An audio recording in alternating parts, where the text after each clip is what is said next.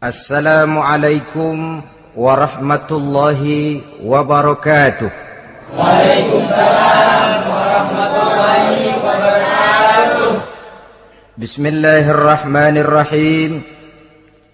Alhamdulillahi rabbil alamin. Wassalatu wassalamu ala ashrafil anbiya'i wal mursalin, Sayyidina wa maulana Muhammadin wa ala alihi wa ashabihil mujahidin at-tahirin, amma ba'du. Saudara-saudara kaum muslimin rahimakumullah.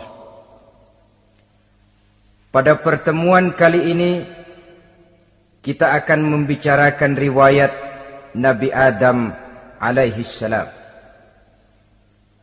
Nabi Adam diciptakan oleh Allah dari tanah dan merupakan manusia pertama serta bapa dari seluruh umat manusia.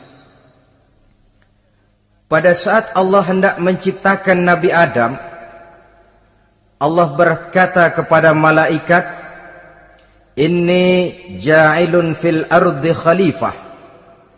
Aku akan menjadikan seorang khalifah di permukaan bumi. Malaikat dengan nada sedikit protes berkata, "Ataj'alu fiha may yufsidu fiha wa yasfiku ad-dima wa nahnu nusabbihu bihamdik wa nuqaddisu lak." Tuhan, apa perlunya engkau ciptakan seorang khalifah di permukaan bumi? Kelak kalau mereka berkembang biak, kerjanya hanya akan melakukan kerusakan, menumpahkan darah, saling bermusuhan satu sama lain. Sedangkan kami, kata malaikat, sudah cukup bertasbih memuji kebesaranmu. Allah kemudian menjawab, "Inni a'lamu ma la ta'lamun." Aku lebih tahu tentang apa yang kalian semua tidak mengetahuinya. Setelah diciptakan Nabi Adam daripada tanah, ditiupkan roh, maka Allah kemudian mengajarkan kepada Nabi Adam berbagai macam ilmu pengetahuan. Wa 'allama Adam al-asma'a kullaha. Kemudian Allah mengajarkan Nabi Adam nama-nama segala sesuatu. Nama merupakan simbol daripada ilmu pengetahuan. Nabi Adam akan dijadikan khalifah di permukaan bumi. Maka dibekali oleh Allah Subhanahu wa taala al-asma'a kullaha, nama-nama segala sesuatu.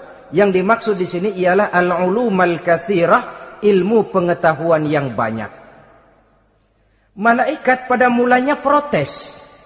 Kami kan sudah cukup bertasbih Tuhan. Kami kan sudah cukup memujimu.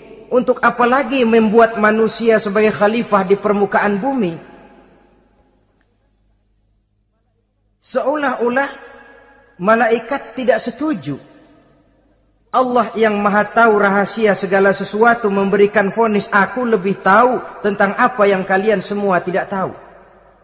Oleh karena Nabi Adam dipersiapkan untuk menjadi seorang khalifah di permukaan bumi, maka dibekali oleh Allah dengan ilmu pengetahuan. Begitu Nabi Adam dan begitu kita. Karena bukan cuma Nabi Adam, kita pun oleh Allah dijadikan sebagai khalifah-khalifah di permukaan bumi ini. Yang nilai kekhalifahan kita bergantung kepada kondisi kita masing-masing. Ada orang yang menjadi khalifah level internasional, menjadi pemimpin dunia Islam. Ada orang menjadi khalifah level nasional saja. Ada khalifah tingkat kota saja, ada khalifah tingkat kecamatan, ada khalifah tingkat RW, RT, sekurang-kurangnya khalifah untuk tingkat rumah tangga masing-masing. Nah, tanpa membekali diri dengan ilmu pengetahuan, jangan berharap kita akan bisa melaksanakan tugas sebagai khalifah di permukaan bumi ini. Apapun saja, Nabi mengajarkan man aradad dunya fa'alaihi bil ilmi wa man aradal akhirata fa'alaihi bil ilmi wa man aradahuma fa'alaihi bil ilmi. Siapa yang menginginkan dunia harus dengan ilmu. Yang menginginkan akhirat juga harus dengan ilmu. Yang menginginkan dunia akhirat juga harus dengan ilmunya. Tanpa dasar ilmu, maka manusia tidak akan bisa menjalankan tugas kekhalifahan. Setelah diajarkan Adam nama segala sesuatu, dikonfrontir, dihadapkan dengan malaikat. Hei malaikat, kalau tadi kamu bilang buat apa perlunya menciptakan khalifah? Nih bentuknya. Adam. Sekarang hei malaikat, coba kamu sebutkan nama segala sesuatu ini yang ada di sini ini. Malaikat berkata, Subhanaka la ilma lana illa ma 'allamtana. Ya Allah, kami tidak punya ilmu, kami tidak tahu semua itu kecuali apa yang telah Engkau ajarkan kepada kami. Kalau kamu tidak sanggup, Adam, sebutkan nama-nama semua itu. Adam menyebutkannya dengan lancar. Ketika itulah Allah memerintahkan malaikat untuk sujud kepada Nabi Adam alaihi salam. Sujud di sini bukan sujudul ibadah, sebab sujud ibadah kepada yang selain Allah haram. Tapi sujud di sini sujudut tawadhu' i'tirafan bifadili Adam. Sujud merendahkan diri sebagai pengakuan terhadap keutamaan dan kelebihan Nabi Adam. Maka orang yang banyak ilmunya lebih utama dari orang yang hanya banyak ibadahnya. Bahkan iblis lebih takut kepada orang alim yang sedang tidur daripada orang goblok yang lagi ibadah.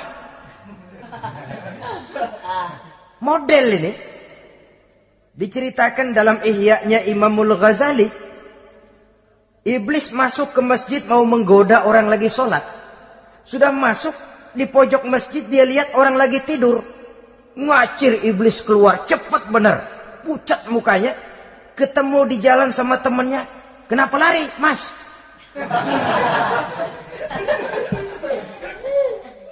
Kata temannya, saya mau goda orang sholat. Lalu tiba-tiba di pojok masjid saya lihat ada orang lagi tidur. Saya takut betul sama itu orang. Lari saya keluar. Loh, sama yang sembahyang sampean nggak takut, kok sama yang tidur takut bagaimana? Yang tidur itu orang alim. Yang lagi sembahyang itu orang goblok. Oh, godain orang goblok, saya colek juga dia lupa sembahyang. Tapi orang alim ini saya takut betul. Lah kalau diukur dengan malaikat waktu itu Nabi Adam, ibadahnya lebih banyak malaikat, jelas. Sudah bertasbih, sudah bertahmid malaikat. Nabi Adam baru diciptakan. Tapi kenapa Allah perintah malaikat sujud kepada Adam? I'tirafan bifadili Adam. Keutamaan Nabi Adam. Pantas untuk diserahi tugas sebagai khalifah mengatur kehidupan di muka bumi. Kalau malaikat yang jadi khalifah di dunia ini, nggak rame dunia. Coba, malaikat, material, harta nggak perlu. Seksual nggak perlu. Dunia ini hambar. Justru dunia ini menjadi ramai setelah manusia diberikan fungsi sebagai malaikat, sebagai khalifah oleh Allah Subhanahu wa taala. Saudara-saudara kaum muslimin rahimakumullah, setelah nyata kelebihan Nabi Adam, maka Allah perintahkan Nabi Adam tinggal di surga dengan segala kenikmatan yang ada di dalamnya. Tapi lantaran sendirian, kesepian Nabi Adam ini. Allah Maha Tahu, maka diciptakannya pasangannya, yaitu Siti Hawa dari tulang rusuk yang sebelah kiri. Sehingga Nabi pernah pesan begini, Istausu bin nisa fa innahunna khuliqna min dhil'in. Hati-hati kamu ngadepi perempuan. Yang tolong dengar nih yang laki-laki, yang perempuan belaga budak aja dulu lah. Hati-hati kamu ngadepi perempuan. Fa innahunna khuliqna min dhil'in, karena perempuan diciptakan dari tulang rusuk sebelah kiri. Apa watak tulang rusuk? Tulang rusuk itu kan bengkok. Perempuan tuh begitu, didiemin aja bengkok terus, dikerasin patah.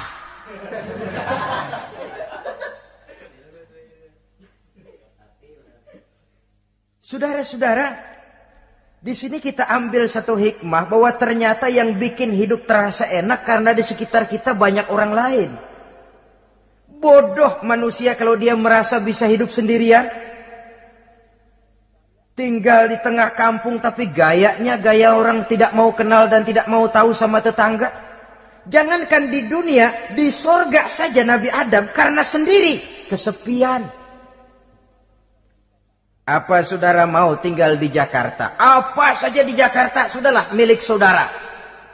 Hotel Indonesia dikasih saudara, Hotel Borobudur punya saudara, Monas buntel bawa pulang.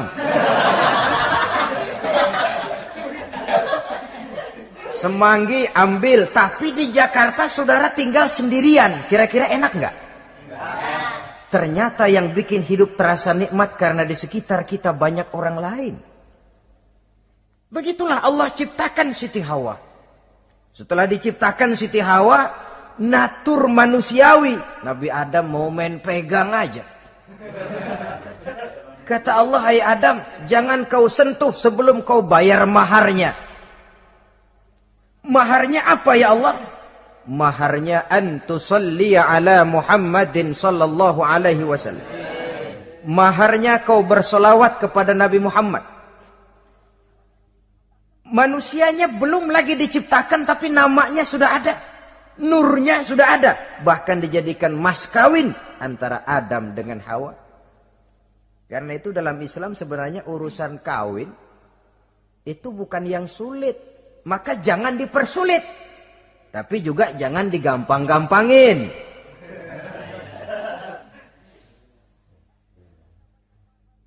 Artinya yang namanya mahar ini walaupun cuma sebentuk cincin besi kalau orang sangat tidak mampu.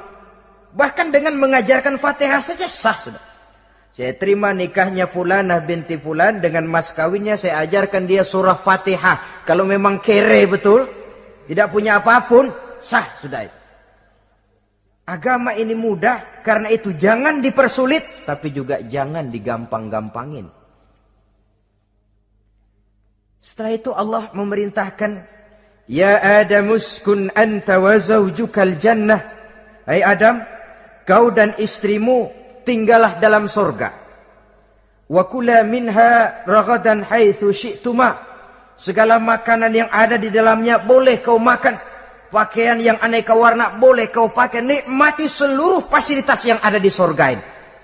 Cuma atu aja Adam. Yang lain boleh dah. Mau ngapa pakai atu aja jangan. La taqraba hadhihi syajarah. Jangan kamu dekati pohon khuldi itu. Dekat saja jangan. Apalagi sampai metik. Jangan Adam. Saudara, ma'asyiral muslimin, itulah watak manusia.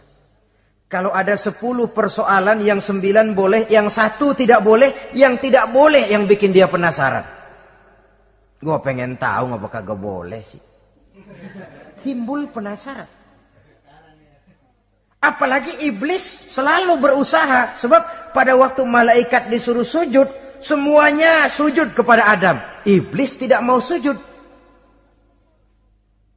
Tuhan tegur. Iblis, kenapa kamu tidak mau sujud? Mana mungkin Tuhan. Saya kan dibikin dari api, kata iblis. Adam dari tanah. Unsur api lebih mulia dari unsur tanah. Masa saya harus tunduk kepada Nabi Adam? Gengsi dong. Adam kan anak kemarin sore, baru dibikin. Masa saya harus tunduk kepada orang yang macam itu? Ini kan perintah aku iblis. Kalau kau tidak mau tunduk, keluar dari sorga ini. Terusir iblis dari sorga. Karena kesombongannya tidak mau sujud kepada Adam. Nah, logika, kalau udah di sorga aja sombong diusir, apalagi yang masih tinggal di pinggir kali sombong.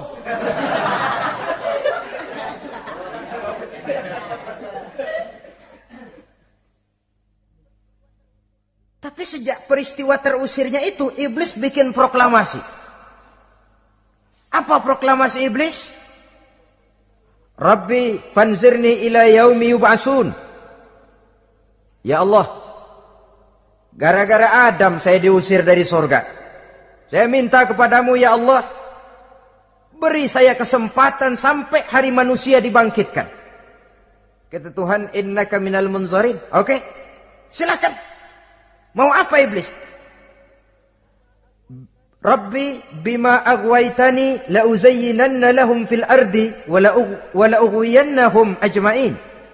Ya Tuhan, disebabkan engkau telah menyesatkan aku, akan aku hiasi mereka manusia dengan kejahatan yang ada di muka bumi ini, dan aku akan sesatkan mereka semua. Ini proklamasi iblis. Gara-gara Adam saya terusir dari surga, maka sejak saat ini Adam dan seluruh keturunannya musuh bebuyutan saya.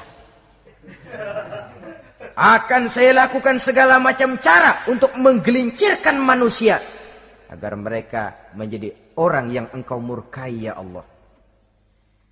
Kemudian Allah memberikan jawaban. Dialog ini saudara bisa lihat dalam surah Al-Hijr ayat 40, 41 sampai 44. Kata Allah apa? Inna ibadi laisa laka alaihim sultanun illa man ittaba'aka minal ghawin. Silahkan iblis. Yang lain barangkali bisa kau goda. Kecuali hamba-hambaku yang benar-benar hambaku, engkau tidak akan punya daya mempertipu mereka.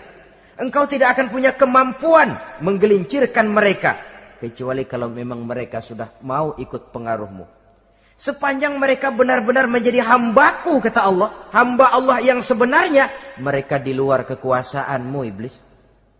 Tapi kalau mereka sudah turun menjadi hamba harta, hamba dunia, hamba pangkat, budak jabatan, mereka itu yang bisa kau gelincirkan. Selama mereka masih tetap sebagai hambaku, kata Allah, mereka di luar jangkauan kekuatan dan kekuasaanmu iblis.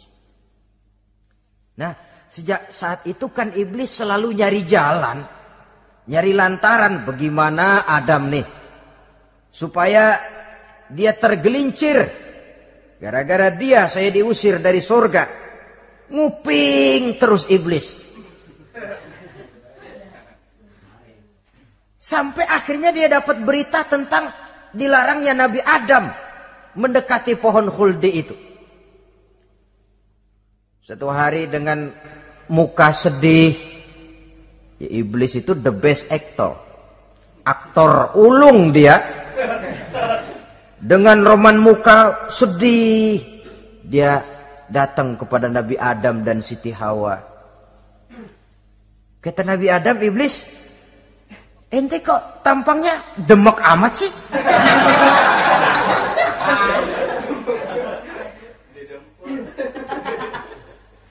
Kenapa begitu sedih? Adam, saya sebenarnya tidak ada yang bikin saya sedih. Cuma saya dapat berita bahwa engkau tidak akan selamanya di dalam surga ini. Wah Adam, kalau engkau bisa tetap tinggal di surga bersama istrimu, alangkah bahagianya saya, kata iblis. Tapi saya dapat kabar ente nggak bakalan lama-lama di surga. Buktinya ente dilarang makan buah khuldi. Khuldun artinya kekal. Kalau kau makan buah itu, kau akan kekal di surga Adam. Tuhan gak pengen, makanya dilarang. Wa qasamahuma inni lakuma laminan nasihin. Untuk memperkuat omongannya, sumpah si iblis. Bener Dam, saya sih ngomong cuma buat kepentingan ente. Saya sayang sama ente. Oh, yang tahu cuma saya dah. Bicaranya seolah-olah untuk kepentingan Nabi Adam. Sebenarnya tujuannya tidak lebih menjerumuskan Nabi Adam. Begitu iblis zaman dulu, zaman Adam. Dan begitu iblis zaman sekarang. Seolah-olah bicaranya untuk kepentingan umat Islam. Tapi sebenarnya tujuannya ngelecehin. Memperdayakan umat Islam. Dia bilang kepada Adam, saya sih cuma ngasih saran Adam, kalau ente pengen selamanya di surga, petik aja tuh buah. Pokoknya beres dah. Itu si Tuhan ngelarang ya bohongin doang lo. Supaya kau dan istrimu tidak lama-lama di surga, maka dilarangnya kau memakan buah khuldi itu. Udah, embat aja. Saudara-saudara, tipu daya iblis ini bisa kita baca dalam surah Al-A'raf ayat 20 sampai ayat 22. Nabi Adam tergoda, ditambah oleh bujuk rayu Siti Hawa. Nabi Adam yang setengah hati itu akhirnya terpancing betul. Sebab itu perempuan, walaupun peranannya tidak begitu kelihatan, tapi memang sangat menentukan. Tidak ada seorang suami bisa sukses jadi apapun dia tanpa peran serta istrinya. Karena itu sebagai muslim, kita punya teman hidup dan kita punya lawan hidup. Siapa teman hidup kita? Dalam arti sempit, teman hidup kita istri. Kalau dia istri tentu suami yang taat kepada Allah dan Rasulnya. Dalam arti luas, teman hidup kita ialah setiap muslim. Setiap orang yang pandangan hidupnya sama dengan kita. Itu teman hidup. Lalu lawan hidup kita siapa? Lawan hidup kita secara mutlak iblis dalam segala bentuknya. Iblis yang berbentuk halus, ini ngusirnya ada lebih gampang. Konon ya, iblis setan itu kalau dengar orang azan kan lari. Takut dia. Dibacakan bismillah, minggir. Yang sulit diusir ini iblis yang berbentuk manusia. Diazanin nyengir.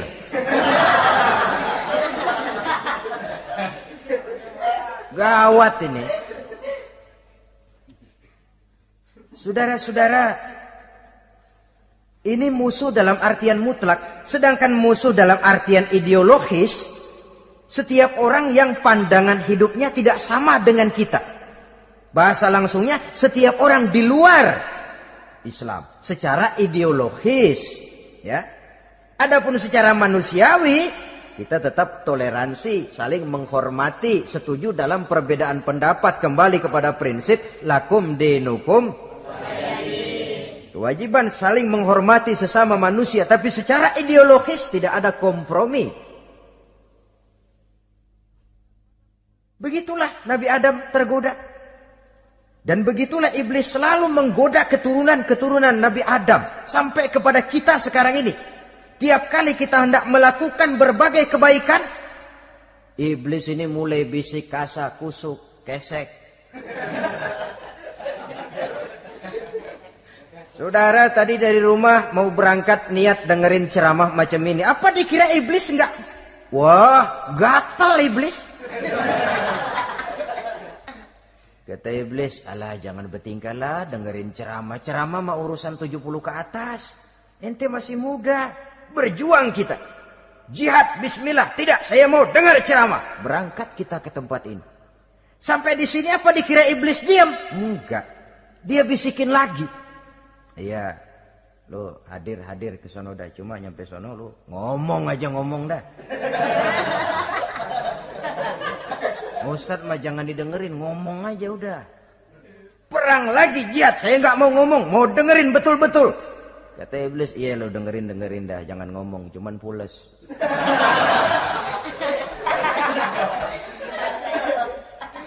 Segala macam cara dilakukan oleh iblis untuk menggelincirkan manusia. Ketika Nabi Adam mengambil buah khuldi itu, datanglah murka Allah. Adam, seolah-olah kalau bahasa kita, kelewatan kamu Adam. Dari belum ada aku ciptakan engkau. Barangkali kau merasa kesepian, aku ciptakan Hawa. Aku tinggikan derajatmu dari malaikat sampai malaikat sujud kepadamu. Aku perintahkan kau tinggal di surga dengan seluruh fasilitas yang ada di dalamnya. Cuma satu yang aku minta, jangan dekati pohon khuldi, engkau tidak sanggup Adam. Keluar dari surga ini. Terusir Nabi Adam dan Siti Hawa dari surga. Turun ke dunia ini. Turun terpisah lagi. Ya Allah. Orang itu kalau biasa susah, ketemu susah sih emang lalap namanya. Makanannya. Tapi biasa seneng ketemu susah. Ini yang kalau tidak kuat mental. Tengoklah zaman sekarang kan nih. Kalau tuan-tuan rajin baca pos kota. Kayaknya nyawa murah bener. Pasal duit 100, nyawa hilang. Pasal diputusin pacar, begon ditenggak. Gantung diri pakai tali plastik. Murah betul kelihatannya jiwa itu. Sehingga pantas kalau Nabi pernah katakan irhamu salasatan minan nas. Sayangilah 3 macam manusia. Pertama, azizan zalla, orang mulia yang jatuh hina. Pejabat tinggi kalau pensiun kesian bener. Ya Allah. Udah nggak ada yang ngasih hormat, tanda tangan nggak laku. Azizan zalla, orang mulia yang jatuh hina. Yang kedua, ghaniyan qad iftaqara, orang kaya jatuh miskin. Dari hidup serba ada jatuh melarat. Yang ketiga, faqihan yal'abu bihil juhal. Ahli fikih ngerti hukum tapi dipermainkan oleh orang-orang bodoh yang kebetulan punya kekuasaan. Kalau keluar fatwa sesuai dengan pesan sponsor. Yang halal bisa jadi haram, yang haram dibikin remeng-remeng. Ahli fikih dipermainkan oleh orang bodoh. Kasihan betul. Terpisah Adam dengan Hawa ini. Adapun Nabi Adam turun menyesal dengan seluruh kesalahannya. Sujud, taubat, menangis.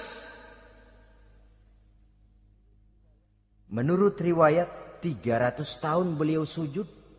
Seraya membaca Rabbana zalamna anfusana wa illam taghfir lana wa tarhamna lanakunanna minal khasirin. Ini doanya Nabi Adam. Ya Allah, kami telah zalim kepada diri kami sendiri. Andai kata engkau tidak kasihan, tidak memberikan ampun kepada dosa yang kami lakukan, sungguh kami termasuk ke dalam golongan orang-orang yang rugi. Ini yang dibaca Nabi Adam dalam taubatnya. Di akhir taubatnya, Nabi Adam munajat kepada Allah. Ya Allah, dengan kebesaran Muhammad ampunilah dosa saya. Allah tegur, kaifa araftahu ya Adam walam akhluqhu. Dari mana kau bisa tahu nama Muhammad Adam padahal aku ciptakan saja belum manusianya. Kata Nabi Adam, pertama ketika engkau ciptakan saya, engkau tiupkan ruh ke dalam jasad saya, terbuka mata saya memandang ke bawah arasmu. Di sana nampak dengan jelas tertulis di kaki arasmu, La ilaha illallah Muhammadur Rasulullah. Taulah saya bahwa Muhammad ini orang yang paling dekat dengan engkau ya Allah. Sampai namanya bergandengan dengan namamu di kaki arasmu. Yang kedua, ketika saya hendak menyentuh Hawa, kau juga yang mengatakan jangan kau bayar maharnya sebelum kau bersolawat kepada beliau. Saudara hadirin yang saya hormati, Nabi Adam diterima taubatnya oleh Allah. Kemudian dipertemukan kembali dengan Siti Hawa setelah sekian lama berpisah. Pertemuan itu terjadi di satu dataran luas, di satu padang yang luas, yang sampai sekarang dinamakan dengan Padang Arafat. Tempat para ibadah haji melakukan wukuf, yaitu puncak pelaksanaan ibadah haji. Dan pertemuan itu sendiri terjadi di atas sebuah bukit kecil yang diabadikan dengan nama Jabal Rahmah di kawasan Arafat itu. Di atas Jabal Rahmah itu ada satu monumen kecil untuk mengabadikan pertemuan Nabi Adam dengan Siti Hawa. Lalu tinggallah keduanya di permukaan bumi ini. Oleh Allah diberikan karunia keturunan yang banyak. Dan tiap kali lahir kembar. Kembarnya laki perempuan, laki perempuan, laki perempuan. Dari sinilah berkembang biak manusia. Di mana di zaman Nabi Adam perkawinannya silang. Karena tentu tidak ada manusia lain. Perkawinan silang itu artinya kalau si A dan B, A ini laki, B perempuan, kemudian lahir kembar kedua antara C dengan D, maka begitulah yang A dikawinkan dengan D, yang C dikawinkan dengan B. Perkawinan silang.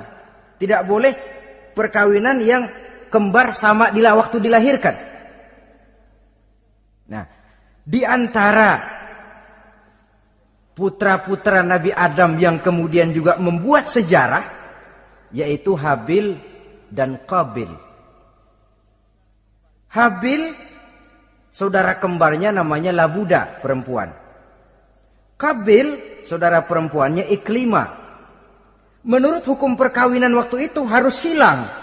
Habil harus kawin dengan Iklimah dan Qabil harus kawin dengan Labuda. Tapi Qabil protes. Dia kepengen kawin dengan saudara kembarnya sendiri. Dalam arti yang sama-sama dilahirkan dengan dia, yaitu Iklimah.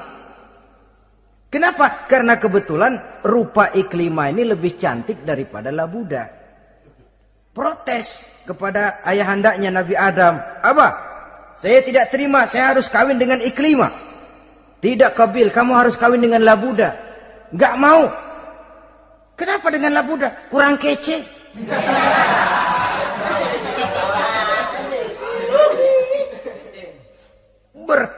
Bertengkar, Nabi Adam tidak berhasil menyelesaikan, lalu diserahkan saja kepada Allah. Kata Allah begini saja, bikin korban, kamu berdua, Habil, Qabil. Siapa yang korbannya aku terima, dia boleh kawin sama Iklimah. Ternyata korban yang diterima adalah korbannya Habil. Jadilah Habil kawin dengan Iklimah. Tapi Qabil tidak puas. Dendam kesumatnya timbul, iblis ngilikin. Kresek. Akhirnya dibunuh saudaranya Habil ini. Inilah sejarah pembunuhan pertama dalam kehidupan manusia. Qabil membunuh Habil. Habis dibunuh bingung. Bagaimana naruhnya ini mayat?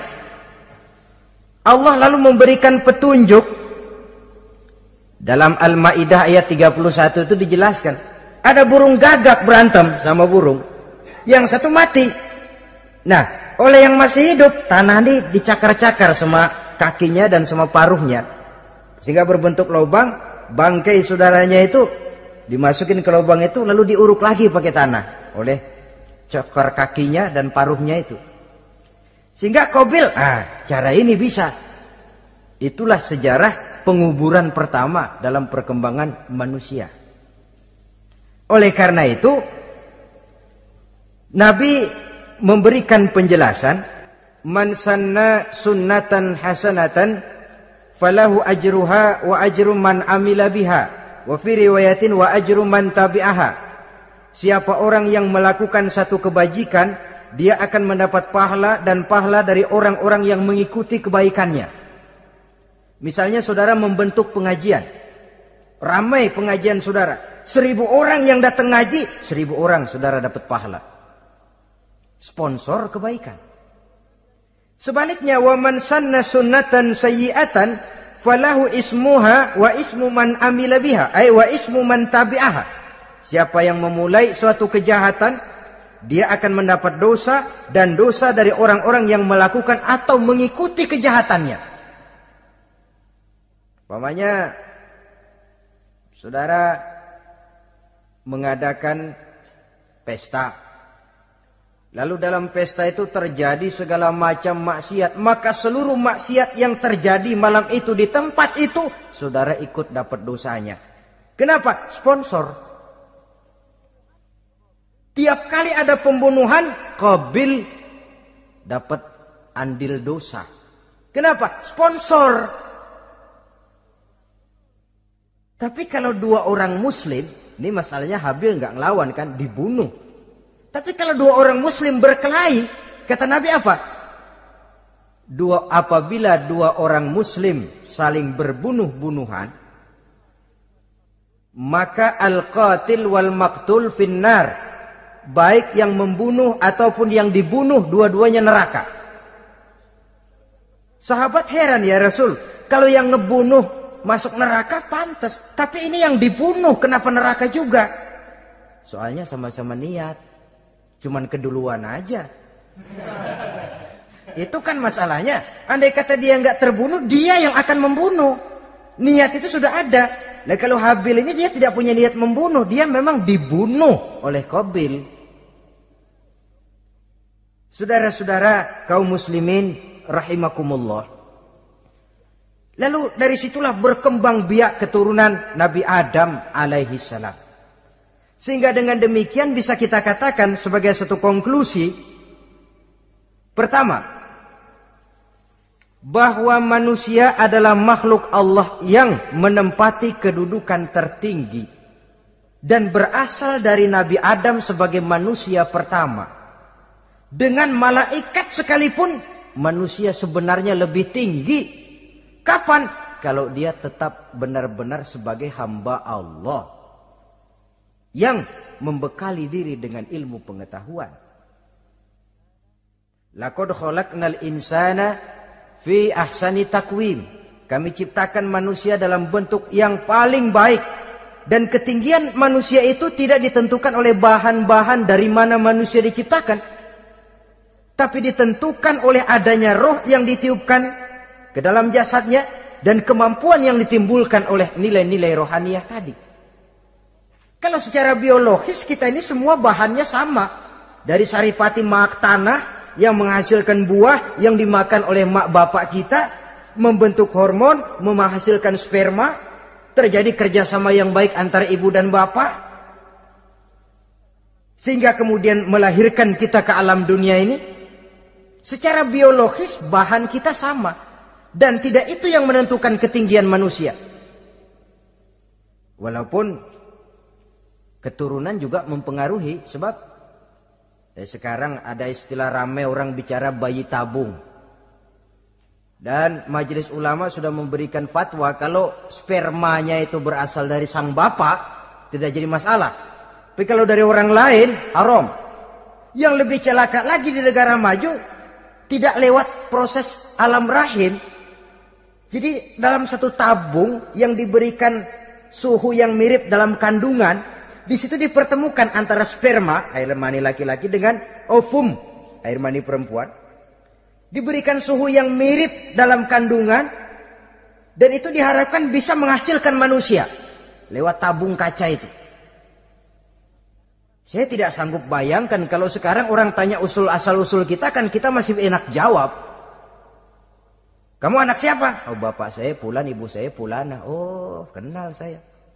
Tapi manusia yang akan datang kalau proyek ini berhasil, bapakmu siapa? Enggak tahu, saya dulu keluar dari tabung, Pak. Rendah betul martabat manusia. Sama saja dengan ada perempuan pernah protes, Pak, Islam itu enggak adil katanya. Kenapa? Masa dalam Islam laki-laki boleh kawin lebih dari satu, tapi perempuan enggak boleh kawin lebih dari satu? Supaya sama-sama adil, boleh dong perempuan punya laki lebih dari satu. Saya bilang, justru disitulah Islam itu hendak menjaga martabat manusia. Kalau seorang suami punya istri empat-empatnya lalu hamil, bapaknya jelas. Tapi kalau perempuan satu punya suami 4, lalu hamil, bapaknya yang mana ya?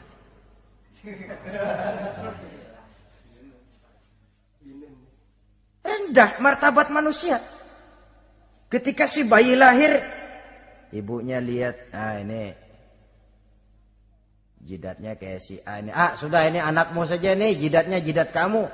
Kata, antar dulu jidat saya, tapi kuping B ini nggak mau saya. Terkatung-katung si anak tanpa tahu kemana dia mesti manggil bapak. Ibu daftarin anak ke sekolah, Pak Guru tanya lagi, ini bin siapa, Bu? Bingung lah, udah tulis Bu, bin rame-rame.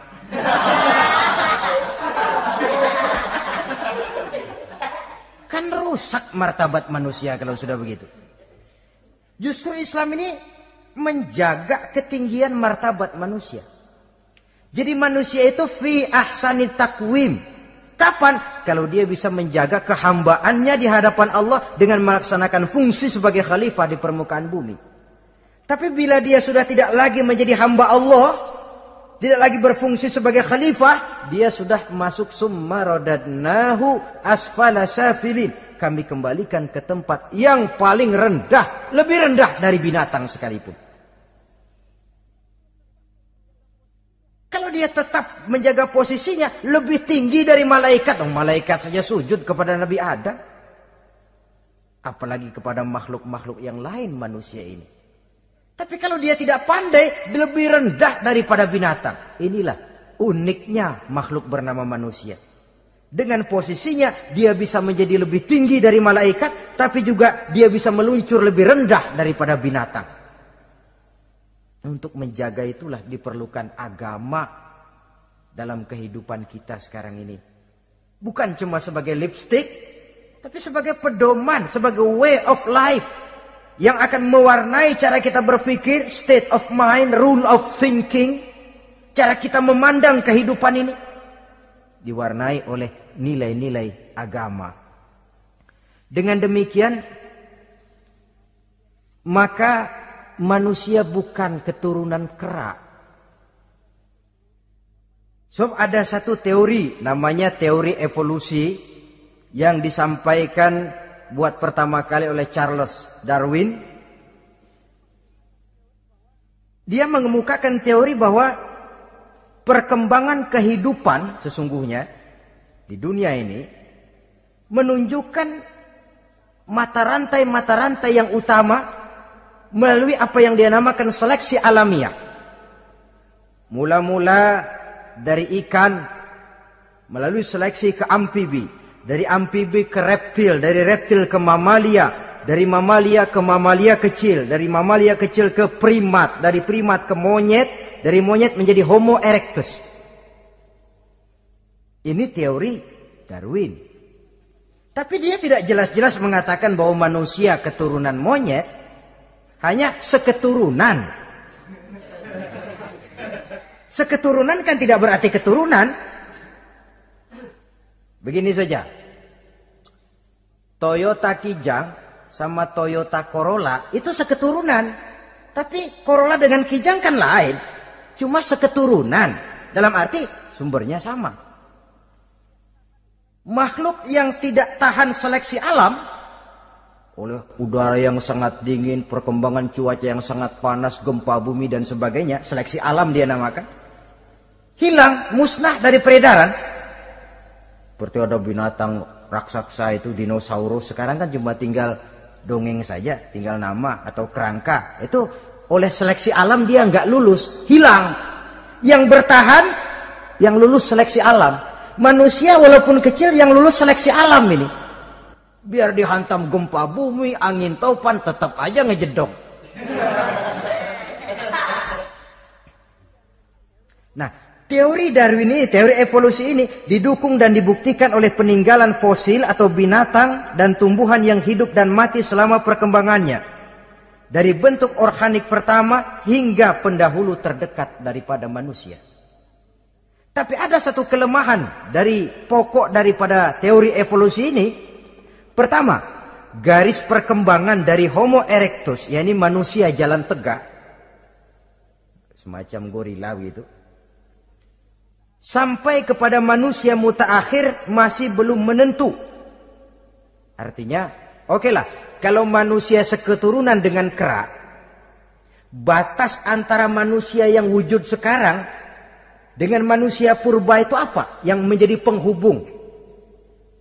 Monyet tidak mungkin. Ini dianggap mata rantai yang hilang, missing link namanya dalam istilah ilmiahnya. Dan ini masih dicari sampai sekarang. Kalau pendahulu terdekat manusia mutaakhir ini manusia purba, katakan Homo erectus, manusia jalan tegak. Lalu generasi sudah itu sebelum berbentuk manusia apa? Ternyata sampai sekarang masih ada missing link, mata rantai yang hilang. Lalu yang kedua, teori evolusi berhenti kepada manusia mutaakhir. Kalau memang kita manusia sekarang ini hasil evolusi, tentu kita akan terus berevolusi lagi. Dan akan jadi apa kita nanti? Ternyata sudah ribuan tahun manusia tetap manusia begini-begini aja. Tidak berevolusi kita ini. Apa lalu matanya jadi cuma satu di tengah? Hasil evolusi? Kan tidak. Tidak berevolusi. Jadi kembali kepada Quran, manusia pertama adalah Nabi Adam. Dan manusia-manusia berikutnya keturunan daripada Nabi Adam. Dan bukan hasil evolusi daripada monyet. Juga tidak akan berevolusi kemana-mana. Kalau demikian benarkah teori evolusi? Untuk mengatakan mutlak benar bukan wewenang kita. Untuk mengatakan salah total juga kebenaran ilmu adalah relatif sebagai relatifnya daya pikir manusia. Di samping dia harus membuktikan kebenarannya, maka kebenaran ilmiah adalah kebenaran yang relatif dan temporer. Contoh kecil saja. Dulu orang berteori bahwa bagian yang terkecil dari suatu benda namanya molekul. Kan begitu? Molekul ini nggak bisa dibagi-bagi. Bagian yang paling kecil dari suatu benda namanya molekul. Ilmu terus berkembang. Ternyata molekul sebenarnya terdiri daripada atom. Atom itulah bagian terkecil dari suatu benda yang nggak bisa dibagi-bagi lagi. Nah, berubah sudah teori pertama. Tidak jadi molekul sekarang, atom. Belakangan rupanya atom masih tersusun dari partikel-partikel. Partikel inilah bagian yang terkecil dari satu benda. Berubah lagi sudah. Dan tidak mustahil akan ada penemuan bahwa partikel pun masih bisa dibagi-bagi lagi. Begitu juga dengan teori evolusi ini. Sehingga beberapa ahli semacam Dr. Charles Oxnard, Dr. Jane Paul Hallett dari Chicago dan California, mereka sudah membantah teori evolusi ini. Namun masalah paling pokok dari kita ialah kita diciptakan oleh Allah berasal dari Nabi Adam alaihi salam. Nabi Adam diciptakan dari tanah. Dan kita bukan hasil dari evolusi, juga tidak akan berevolusi. Nah, lalu kepada makhluk bernama manusia diberikan fungsi sebagai khalifah di permukaan bumi ini. Ini yang dulunya malaikat protes. Sebagai khalifah, tugas kita apa? Khalifah Allah di muka bumi. Menerjemahkan sifat Allah sesuai dengan batas-batas kemanusiaan kita. Allah Maha Pengasih, berusahalah kita pengasih kepada makhluk sesuai dengan batasan manusiawi kita. Allah Maha Menolong, ringan tanganlah kita menolong orang yang memerlukan sesuai dengan batas kemampuan kita. Fungsi khalifah. Untuk bisa berfungsi sebagai khalifah secara baik, kita harus mempunyai modal yang dinamakan ilmu pengetahuan. Dan Islam sangat menggalakkan itu. Jauh dulu 14 abad yang lalu, dari desa kecil yang bernama Mekah yang peta belum muat, orang di dunia belum kenal, sudah keluar seruan utlubil ilma walau bisin, tuntutlah ilmu walaupun di negeri Cina. Ngomong Cina di Mekah, padahal Mekah waktu itu belum masuk peta, belum dikenal orang. Sudah ada revolusi ilmu dan budaya. Belajar walaupun harus nyebrang ke negeri Cina. Lalu ada lagi misalnya allimu auladakumus sibahata warrimayah, kata Nabi. Ajarkan anakmu renang dan lempar. Lempar lembing, lempar cakram. Olahraga. Satu tanda Islam agama masa depan. 14 abad yang lalu di Saudi Arabia, Nabi mengajarkan ajari anakmu berenang. Kalau Islam agama untuk orang Arab saja, mau berenang di pasir. Tapi wawasan pandangannya luas. Bahwa Arab sebagian besar memang Islam, betul. Tapi Islam bukannya Arab, itu juga jelas. Sepanjang kita masih menjadi khalifah Allah, maka sepanjang itu kita fi ahsani taqwim. Nah, sebagai khalifah Allah kita bertugas membudidayakan alam ini. Kita kadang-kadang terlalu. Ada ayat, wa ma min dabatin fil ardi illa 'alallahi rizquha. Semua yang melata di muka bumi dijamin rezekinya oleh Allah. Ayat itu betul. Hak karena datang dari Allah. Bahwa rezeki disediakan di muka bumi memang. Tapi rezeki itu tidak turun begitu saja laksana jatuhnya embun di waktu pagi. Kita harus berusaha. Dan usaha manusia mencari rezeki lain dengan ayam. Kalau ayam dari tahun atu. Jadi rezekinya tuh modalnya cuma ceker patok. Coba. Dari tahun 1 ayam asal punya ceker, punya patok, sudah dapat rezeki dia. Nggak perlu masuk TK, SD, SMP. Tapi manusia cari rezeki, apalagi zaman sekarang. Persaingan hidup tajam, lapangan kerja sulit, tensi ekonomi tinggi. Masuk sekolah urusan, tamat sekolah urusan. Kadang-kadang dilema juga. Masuk perguruan tinggi negeri sulitnya setengah mati kayak onta masuk ke lubang jarum. Masuk perguruan tinggi swasta yang favorit biayanya selangit. Artinya tanpa membekali diri dengan ilmu, keahlian, skill, kemampuan, fungsi sebagai khalifah sulit untuk bisa kita laksanakan. Saudara-saudara kaum muslimin yang berbahagia. Kalau fungsi khalifah ini mampu kita laksanakan, iblis putus asa sudah. Sebagai khalifah di satu pihak kita menyembah hanya kepada Allah, di lain pihak kita membudidayakan alam ini. Ada apa sih di perut bumi? Minyak, gas, timah, emas. Ada apa sih di lautan?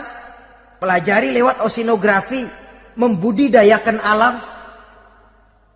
Air sungai supaya arusnya nggak mengalir mubazir, ada manfaatnya, bisa menimbulkan energi yang menghasilkan tenaga listrik, bisa mengairi persawahan, irigasi. Bikin apa? Bikin dam, membudidayakan alam. Tapi juga mengislamkan budidaya itu. Bahasanya mengkulturkan natur, mengislamkan kultur. Membudidayakan alam dan mengislamkan budi dan budaya manusia ini. Sehingga apapun yang kita kelola dari alam ini nantinya akan untuk menunjang tugas sebagai khalifah, sujud kepada Qadhi Rabbul Jalil. Saudara-saudara, maka bersyukur kita oleh Allah dijadikan manusia. Tidak pesan, terima beres, cantik. Dari segi biologis maupun psikologis, tidak ada makhluk secantik manusia. Dibekali dengan agama di samping akal. Sehingga agama membimbing akal agar sampai kepada kebenaran yang hakiki. Kita sebagai keturunan Nabi Adam memegang fungsi khalifah. Jadi jangan main-main loh, kita ini turunan Nabi, betul ini. Saudara-saudara yang hadir semua di depan saya ini, termasuk saya, kita gini, turunan Nabi kita ini. Nabi Adam. Jangan main-main loh, turunan Nabi gini-gini. Nabi Adam.